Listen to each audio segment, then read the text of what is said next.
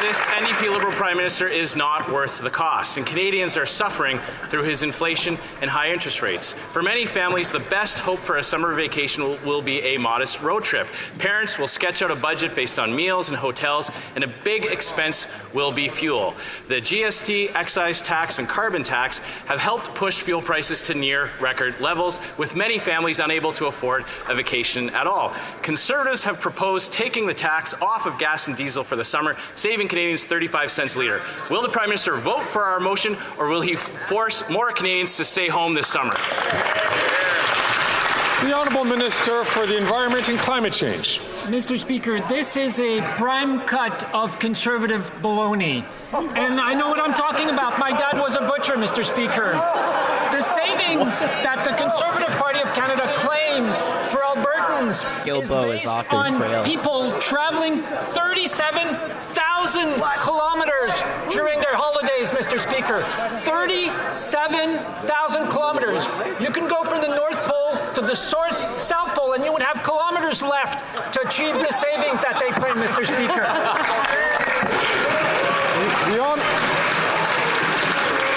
The Honourable Member from Regina Capel. That's just not true, Mr. Speaker. And everybody knows that the carbon tax costs more than the rebate.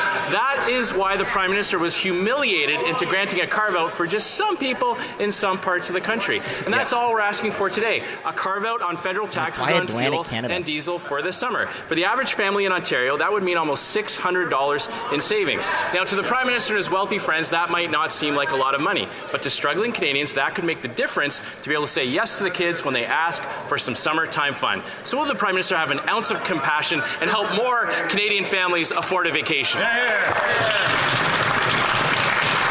The Honourable Minister of the Environment and Climate Change. Thank you, Mr. Speaker. I know math is not the forte of the Conservative Party of Canada.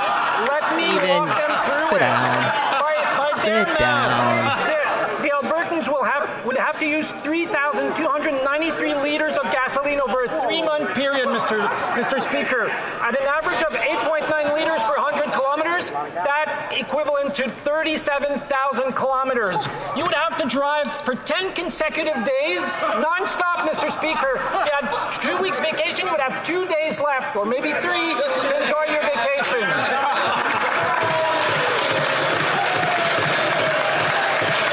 So he's saying that it's too small of an amount to help. Order. That was his argument. Order.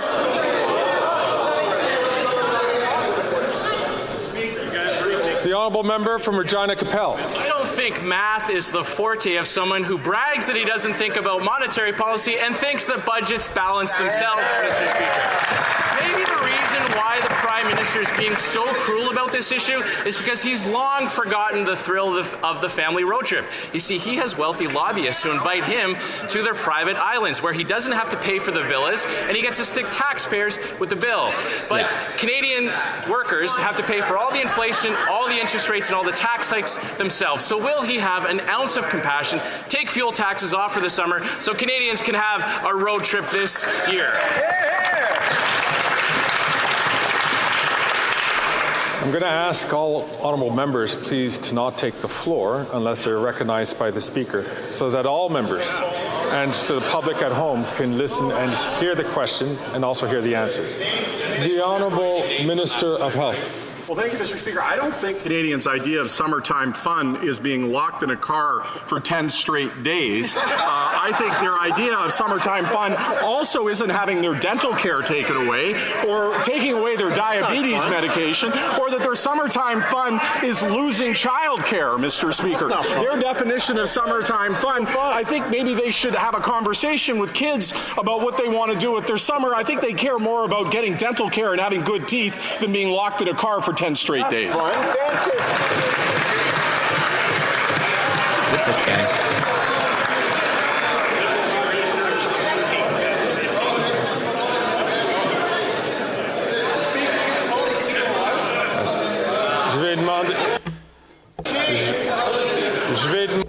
I would like to ask all members in this House to perhaps remain silent. What? Including Greg, ministers and parliamentary secretaries.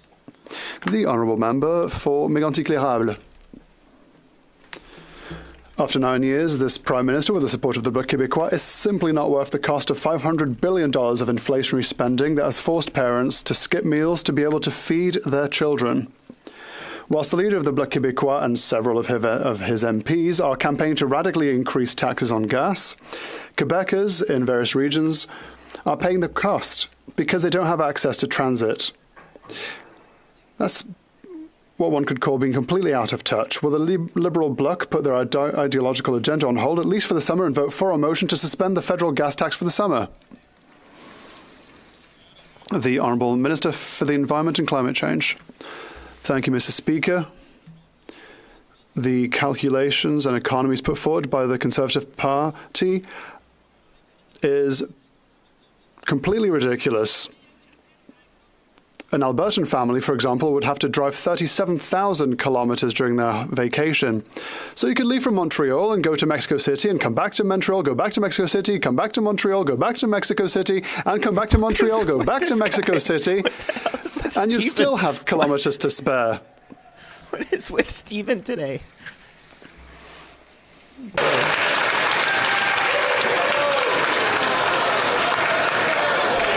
Is with Stephen, like he's way off his rails today. Order. The Honourable Member for Mégantic L'Érable. Mr. Speaker, I don't know where they do their calculations, but they seem to be pulling numbers out of thin air, as usual. We know full well on our side that Quebecers that have to fill up their car every week will see a change in their bill at the end of the month. That is the truth.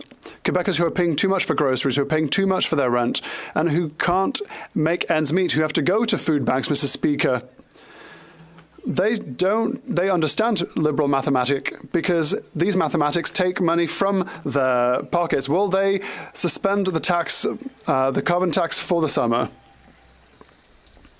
The Honourable Minister for the Environment and Climate Change. Thank you, Mr. Speaker. I know that mathematics aren't the forte of the Conservative Party of Canada, so I would like to help them. To try to benefit from the economies put forth by the Conservatives, a family would have to expend 3,296 litres of gas over 3 months. So at 8.9 litres per 100 kilometres, that means driving 37,000 kilometres, you go from the North Pole to the South Pole, and you could almost get all the way back to the North Pole. You can't drive from the North Pole to the South Pole, It's complete rubbish, Mr. Speaker. There's something called an ocean that's in the way. You can't... Order. The Honourable Member for La Prairie. And then there was light, Mr. Speaker. The Ottawa Liberals have just revealed that there is a crisis in the healthcare system. They've written to Quebec City to ask for more money for healthcare. Where were these visionaries when Quebec City was warning of a $28 billion annual shortfall? Where were they when the Prime Minister, their boss, was fighting the provinces to not increase transfers by 1 single cent? Where were they when their boss imposed a cut rate agreement on Quebec? Why did these visionaries personally vote against our motion for a sustainable increase in health funding? The Liberals have been underfunding healthcare since 2015. Are they at least a touch embarrassed about this? The Honourable Leader of the Government in the House of Commons. Mr. Speaker, this is proof once again that we need a Liberal member of Quebec to actually defend the will of Quebecers in this House of Commons. Of course, we respect Quebec's jurisdictions. It was not my intention to raise this, but thanks to the Bloc Québécois, I would like to reaffirm the fact that the Quebec government has to urgently work on healthcare in the Outaouais region. Any objective observer can see that we need to act in healthcare in the Outaouais. The Honourable Member for La Prairie. He's right. The Liberal MPs from the Outaouais are right. There isn't enough money for healthcare in the Outaouais, but it's their fault. There's not enough money in the North Shore. There's not enough money elsewhere in Quebec, and it's their fault too because they voted for it. They've never spoken out against federal health underfunding. They've never contradicted their boss who refused to increase transfers. They've never defended their citizens who were Berthold to go to the private sector for treatment. They were too busy shopping for ministerial or speakership positions, and now they're waking up. Are these visionaries well placed to give us any lessons? Oh, he's blowing a gasket today. The Honourable Leader of the Government and House of Commons. Mr. Speaker, when the Bloc Québécois vote against Medicare, when they vote against healthcare budgets, when the Bloc votes against everything that we are trying to do for dental care and dentistry, in the Outaouais region, if one takes the ratio put forward by the Bloc Québécois, and if we compare it to other regions in Quebec, we'll see that the Outaouais region is underfunded by Quebec with regards to the number of nurses, the number of surgeons, number of doctors, number of hospital beds. The Outaouais has a crying need for action in health.